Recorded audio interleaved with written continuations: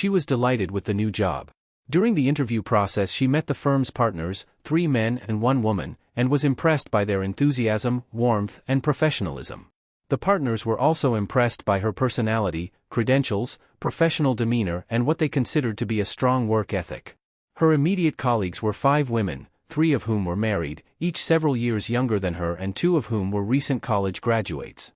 As the firm moved to new premises, their time was divided between running day-to-day business and packing paperwork for the move.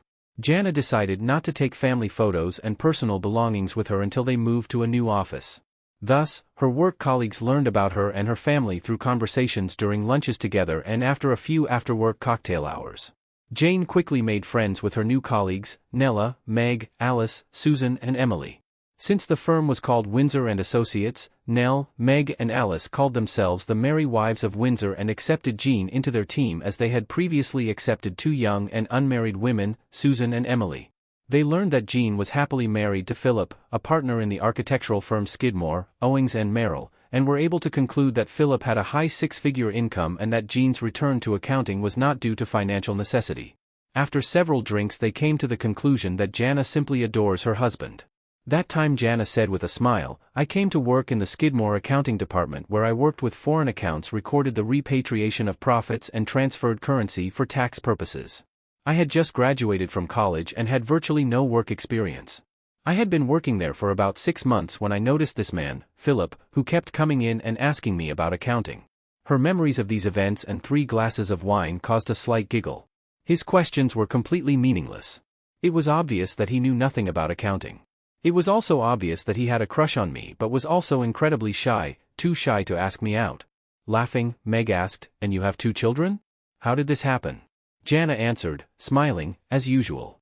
All the girls laughed heartily and Jana continued. "About 3 more months passed and finally he plucked up the courage and asked me out on a date. The first date was dinner at an expensive restaurant and then a symphony orchestra concert. From the very beginning, I noticed that he was an impeccable gentleman, very poised. He opened doors and held a chair for me, which is something that men don't do anymore. Our first 2 dates ended with a gentle kiss on the cheek, and on the 3rd he reached out and, taking me by the chin, lifted my head and kissed me, so tender and long." Jana remembered this kiss and the feeling of safety and security that enveloped her with warmth. Of course, she felt excited. A great feeling touched her heart just like she felt when her father hugged her. The feeling that this man would never hurt her, would not disappoint her, and would give everything for her. Jana continued. "When the kiss ended, I slowly opened my eyes and clearly remembered what I thought. That's who I'll marry. Later I reproached myself for thinking so stupidly about it only on the 3rd date, but that was one hell of a kiss." Her friends laughed even more when she talked about her life, her idyllic childhood, her upbringing in a liberal Catholic family, her dreams of a Prince Charming. She shared a joke that Philip came up with shortly before their wedding. Philip said that Catholic girls make the best wives because before marriage sex is a sin and after it is a sacrament. And what good Catholic girl wouldn't want to receive the sacrament 3 times a night? Jana and her friends burst into laughter. "Philip gave me so much. A wonderful feeling of being adored and what I would call the romance of a fairy tale. He is very romantic. Even after so many years, she brings me flowers on a whim. And when she tells me that I'm beautiful, it's because she really believes it. And I gave him something in return. Confidence. When we met, he was so painfully shy. He said that after he won my heart, he felt invincible. He could do anything. This confidence greatly helped him in his career. Everyone always recognized his genius, but only noticed him after he gained that confidence. I am happy that I had such a positive impact on his life." From other conversations that they had among themselves, the girls were able to conclude that Philip was Jean's first and only lover. The younger girls believed it was due to generation and Catholic upbringing. The cheerful wives found this strange. Jean did not look depressed and was certainly not a moralizing fanatic. It seemed unthinkable to them that such a bright, beautiful, and charming woman as Jean would limit her sexual experience to one partner. At one dinner with 2 young women, Susan, recently engaged, asked Jean, "You've been married for 16 years and what do you think makes a successful marriage?" Jean replied, "Of course, love, but also trust and respect, but also the willingness to compromise." Emily interrupted, "Everyone says what a wonderful accountant you are and how valuable you are to the company. We all enjoy working with you. Everyone knows that you will become a partner, possibly within a year. Do you regret putting your career on hold to become a housewife and mother? Is this a compromise that you made to allow your husband's career to develop and yours to be interrupted? Did your husband give you the right to choose? Jean replied, "It was completely my choice. When I told Philip about my decision to stay home after having my children, he said he would support any decision I made to return to work. I understand that this solution is not suitable for all or even most women. We are in a very privileged position. The opportunities we have are made possible by our incomes and our families. My father is a doctor and Philippa is an architect. Both grew up in families with above-average incomes. We both graduated from college debt-free and our families are always there for us if we need help. And Philip's career was already on the threshold when we decided to have children. I wouldn't call it a compromise. That's exactly what I wanted. And over time, I realized that I would rather be with my girls than go back to work. I am sure that many women think differently and that is their right. I believe that a woman can have a career and at the same time be a good mother, and I will never criticize the choice of another woman." Jean continued, "By compromise, I mean a situation where there is a choice and each of you has your own ideas.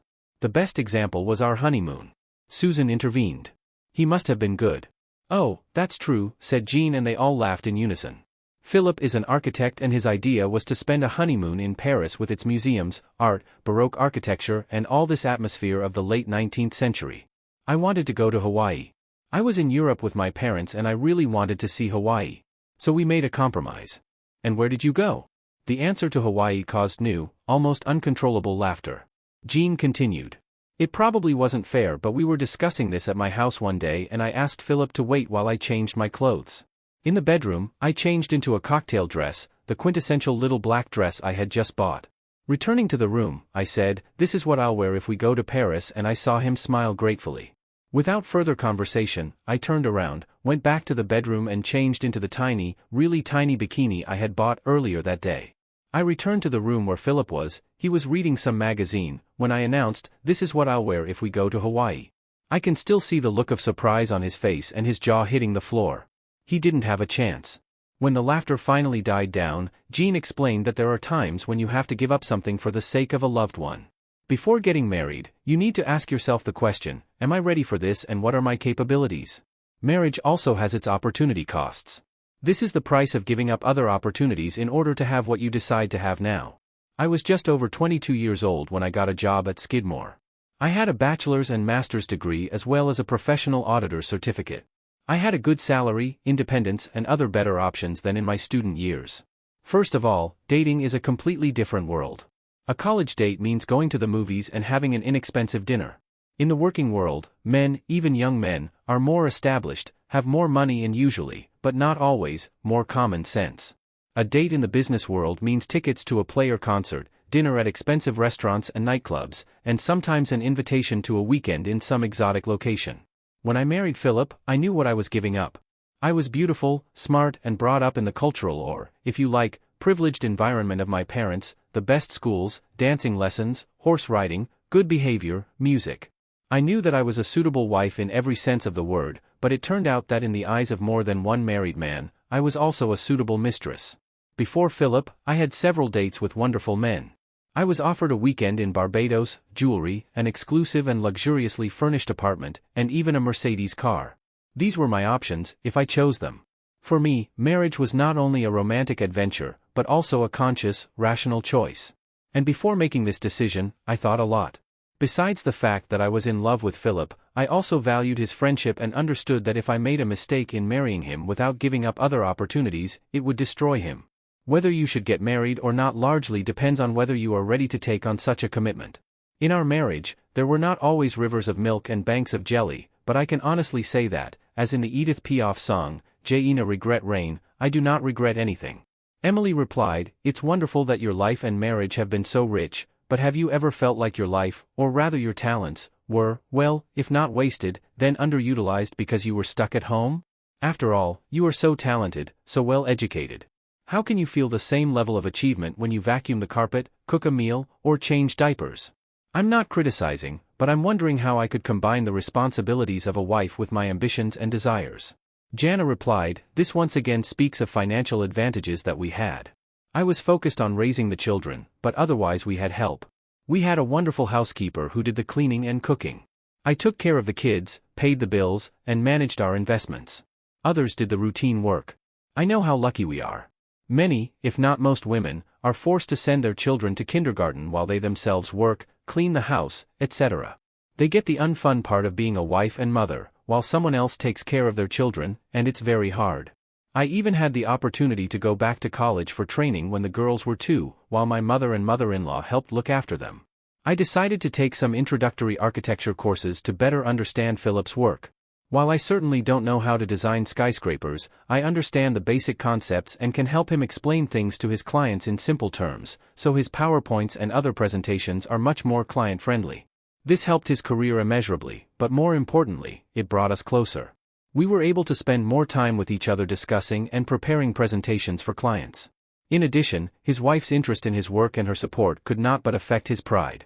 And it wasn't a sacrifice. I liked learning something new. I think this is what made my time outside the profession even more useful than if I had stayed in accounting. Susan intervened. Have you ever felt like you missed out by not trying at least some of these opportunities? Emily joked. She means men. Susan replied, not only men. Jonna smiled. I know that I said that I didn't regret anything, and that's true, but I don't know a single person who wouldn't think that his life could have turned out differently if he had made a different choice. I started piano lessons at an early age and was very good at it. Sometimes I wonder if I could become a concert pianist. Smirking, she added. My legs are as good as Yuji Wang's. After laughing, she added, in the end, it was not my choice for a number of reasons. As for men, Philip is not the first to propose to me.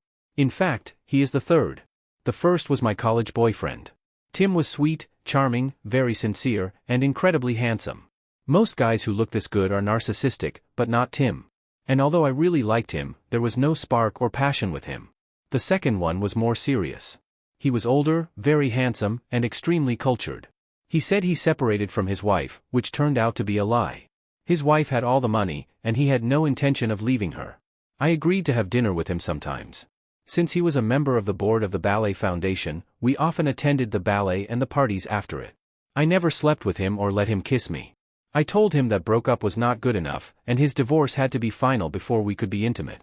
He bought me expensive jewelry, which I refused to accept. He wanted to rent an apartment for me, to which I answered no. But despite everything, I began to fall in love with him. If I had let this continue, I know he would have taken me to bed. When he finally proposed, he said he was divorcing her, but it would take some time, which in itself said that this would never happen. One day, thinking about this, I imagined my future with him. I imagined Christmas alone, in a luxurious apartment decorated with antiques, with expensive paintings on the walls, boxes of jewelry, closets filled with designer clothes. But alone, without children, without grandchildren, without distant relatives. He won't be there, of course. He will be with his family, and only then will he come to me. Unless, of course, he replaces me with a younger model. The price of this option turned out to be too high. There were others I dated. Most of them were very nice men. Several people who had more ego than brains, and one who loved himself much more than anyone else. Then I met Philip. With him, I immediately felt a spark and something that grew into a level of desire that surprised me. As we continued to date, I saw his confidence grow, and I realized that I was inspiring him to grow. I also knew that I would never be just a trophy for him. I don't believe in the idea of soulmates, or that there is only one person we are destined to be with. With many of the men I dated, I would have had a happy marriage. Maybe. I never tried to renegotiate my marriage. Perhaps I would marry a good and devoted man. On the other hand, I could marry a womanizer, or someone who would be unscrupulously cruel. Philip is not perfect, and he can be infuriating at times, but he is the kindest, most loving husband and father anyone could hope for. Finally, the move to the new office was complete, and there was definitely a celebration to be had. Before Jana joined the firm, and before the additional work responsibilities that came with the move, the merry wives and the 2 young women had thrown bachelorette parties several times, and everyone, including Jana, agreed that the celebration was long overdue. While preparing for the celebration, Nell thought about Jean's seemingly ordinary marriage, and asked her, "Will your husband allow you to go to the bachelorette party?" Some husbands don't want to let their wives go anywhere without them. Alice told me that she and Frank had a fight when she wanted to go. She defended her position, and he agreed, but according to her, the relationship was very tense for some time. He still doesn't like it very much, but he's come to terms with the fact that she's coming. This is her choice. Jana answered with a laugh, "Philip is my husband, lover, and best friend, but not my jailer." I told him that we were planning to spend the evening, and he told me how glad he was that I had such good friends at work, and that it was good for me to spend time with them. He trusts me completely. He knows he can do it. Everything was ready. They went to the Sanssouci Club, located directly next to the Le Méridien Hotel. The club was elegant and, in Nell's words, upscale. Dancing, drinks, limited menu, close to a 4-star hotel with polite and very helpful staff. It was also very expensive, so men who went there were pre-screened for desirability. That Saturday, 6 women arrived together at 7 o'clock in the evening. Everyone was dressed smartly. Nell and Meg showed more cleavage than the others, but everyone looked very sexy. The head waiter, who had served the gay wives many times before, led them to a large booth. As they took their seats, Jean instinctively reached for the drinks menu. Meg smiled and took it away, explaining, "Honey, we never buy drinks for ourselves." A minute later, 2 waiters appeared with a tray containing flutes of champagne and 3 bottles of champagne on each tray, 1 bottle for each of them. Jean began to say that they had not ordered anything, but Meg touched her hand and smiled. The waiter said with aplomb, "Best wishes from the gentleman at the bar." Everyone looked towards the bar and saw a respectable middle-aged man at the end of the bar, who smiled, nodded, and then turned away to answer a call on his cell phone. Meg smiled and said, "I wonder who or how many of us he wants." A girlish giggle was heard in response. The waiter opened the bottles and poured champagne. The glasses were large and held about a quarter of the bottle. The men in the club admired the 6 women, but did not dare approach them to dance or chat. Grateful that someone else had bought the wine, they waited while their intended prey drank a few glasses of champagne, which would lower their resistance and, they hoped, increase their libido. The girls hurried to enjoy one and then a second glass of champagne. There will be more drinks later. Jean turned out to be less tolerant of alcohol than her colleagues, and she began to feel the effect of the second glass a little earlier. Encouraged by the second glass, she drank the third. The men circled around and then came closer. The younger women were invited to dance first. After some time, a man walked towards their booth and bought champagne. Alice remarked, "How delicious he is." Nell and Meg verbally agreed with their friend's assessment, using less delicate terms than delicious. Jean just smiled, appreciating the handsome man whose eyes were fixed on her. Approaching their booth, the man extended his hand to Jean. "May I invite you to dance?" She swallowed hard and, without saying a word, placed her hand in his. The orchestra played only slow melodies. It was assumed that the dancing couples were lovers or future lovers, and all physical activity would take place later and off the dance floor. The man kept Jean at a polite distance as they danced, smiling warmly at each other. Watching her friend, Meg remarked, "Wow, I didn't expect this." Nell replied, "I wonder what hubby will think," to which Alice replied, "She's not doing anything wrong." Nell intervened, "Not yet," and then she continued, "But perhaps she will be the first of us to have sex today." Alice replied, "She loves her husband, you heard what she said." "She won't have sex with some stranger," Nell said with confidence. "Come on," she was caught quite tightly, apparently her husband is the only man she has ever had. She's already over 40, and if she wants to have some fun in her life, she better hurry up. On the dance floor, Jean thought about how handsome this man was, looking into his eyes. During the second dance, the man moved closer to her, and she felt herself melting in his arms. Champagne, music, his hugs, all this did not allow her to think about anything except this moment. He moved even closer and she laid her head on his shoulder. She felt the warmth of his breath and his lips brushed against her ears as he whispered, telling her how beautiful and desirable she was. Then, with 2 fingers of the hand holding her waist, he drew a line down her back, starting at the base of her neck, then moving down and back to her waist. The black dress was backless, and its touch on her bare skin tingled with electricity. The man heard her sigh slightly and then purr. As he pulled her even closer to him, she felt his dignity pressing into her stomach. She had heard that men's assets differed in size, and that for some women size was everything, and she had always thought that was stupid. She knew that the most important organ was the brain, the imagination and creativity it could produce as wave after wave of neurochemicals washed over the senses. However, her thoughts drifted from the present moment to her imagination. She imagined them in the hotel room. Here he stands behind her, clasping her waist and covering her neck with soft, leisurely kisses. In her imagination, she felt him unbutton her dress, throw it off her shoulders and lower it to her waist. His hands on the bare skin of her stomach slowly rise to gently cup her breasts. Unclasping her bra, he runs the backs of his fingers over the soft skin of her breasts. Her breasts are especially sensitive to touch, and for a man, they are the perfect combination of firmness and elasticity. She imagined the man turning her around to face him, his hands removing her bra, and it unceremoniously falling to the floor along with her dress. Her breathing, both in the present and in her imagination, quickened.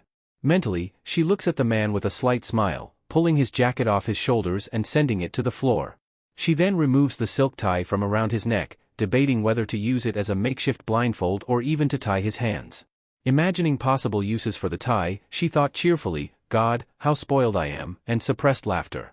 Still fantasizing, she undid the buttons on his shirt and looked into his face as their open mouths connected in a passionate kiss. Taking off her shoes and leaving only silk stockings, she unfastened his belt and trousers, lowering them to the floor. On her knees, she pulled down his boxers, enjoying the view. She imagined him saying her name over and over again, accompanied by the words, "Yes, oh God, yes." He then lifts her up and wraps her in his arms, gently laying her down on the bed. Taking off his shoes and remaining clothes, he joined her on the bed. Continuing her fantasy, he stopped, looked into her eyes and smiled. The final act of intimacy between them began with kisses on her neck, closed eyelids and face, kisses going down to her chest. She heard her moans as if they were here and now, and not just in her imagination. Then there was a pause as the kisses trailed down her thighs, giving her a moment's respite from the passion that threatened to overwhelm her senses. Her thoughts returned to the present, to the dance floor, and his embrace. Jana knew that now she would belong to him. She will give herself to him and make her fantasy come true. At that moment, nothing else mattered, nothing else existed.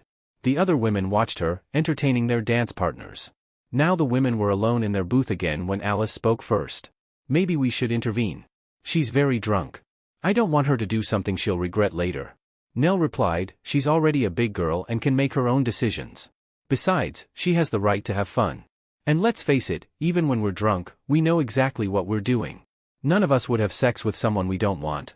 Jean is simply horny and an attractive man is well on his way to giving her a night she'll never forget." Alice replied, "Will he never forget? But will he always regret?" Nell answered Alice briefly and clearly, "There is no need to be a hypocrite. Do you regret kissing that guy the second time we came here and letting him fondle your breasts? How far have you come?" Alice answered, crying quietly, "Too far, very far. When Jana talks about her marriage, I remember my own. For the first 3 years of our marriage, I always raced home before Frank so I could wrap my arms around him when he walked through the door. Yes, it happened that he came home too tired or too preoccupied with problems at work. We didn't always have sex. But when I looked at him, I looked straight into his eyes and let him know how much I loved him without even saying it. I did what was best for him. Now sometimes, when we are alone, I see sadness in his eyes. Sadness that I'm no longer the girl he married, and I don't mean a few gray hairs or a few extra pounds. I'm not the girl who runs into his arms, tells him how much he is loved, looks at him with gratitude for everything he worked so hard to provide for us, and lets him know how happy I am that he chose me. Oh God, where did I go wrong?" Nell turned to Alice and squeezed her hand. "I'm so sorry. I didn't mean." "It's okay," Alice interrupted. "I'm leaving. I can't stay here. I can't do this anymore. I'm going home. I can't admit this to Frank. It will kill him, and of course it will be the end for us. But I can tell him that it is obvious that we have grown apart, and I want us to be together again. We were once so happy. I looked like Jana. I want it again. Fuck it. I want it again." Meg suddenly spoke up. "Everything is different for me. Remember the movie Love Actually, when Emma Thompson's character finds a gold medallion in her husband's coat pocket? She's so happy, and then for Christmas, he gives her a CD and she realizes the locket was meant for someone else. So it is with me. I don't know if it was just flirting, an affair, but the necklace George bought was not for me. This happened 2 years ago. I never talked to him about this. The scary thing is that I still love him. I love him, but I had other men. I've been with other men. What a euphemism. I cheated on him, and after each time I returned home, locked myself in the bedroom and cried. What did I do 2 years ago to make him stop loving me?"